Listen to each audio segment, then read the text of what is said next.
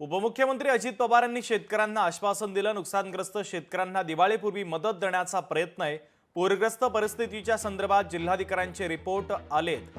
DBT मार्फत शेतकऱ्यांना थेट मदत दिली जाईल। पुण्यातील बैठकीनंतर अजित पवार यांनी शेतकऱ्यांना आश्वासन दिलेलं आहे। दिवाळीच्या आधी देण्याचा प्रयत्न आहे। मी मुंबईला जाणं उद्या आहे। मी उद्याच्याला चीफ सेक्रेटरीला पण दुपारी बोलवलंय।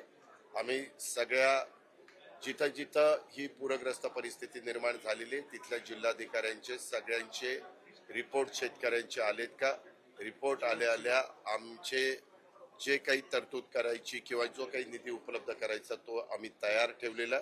आम्ही ताबडतोब डीबीटी द्वारे त्यांच्या अकाउंटला पैसे पाठवले। लोकशाही मराठी ऐका, पहा, जागरूक रहा।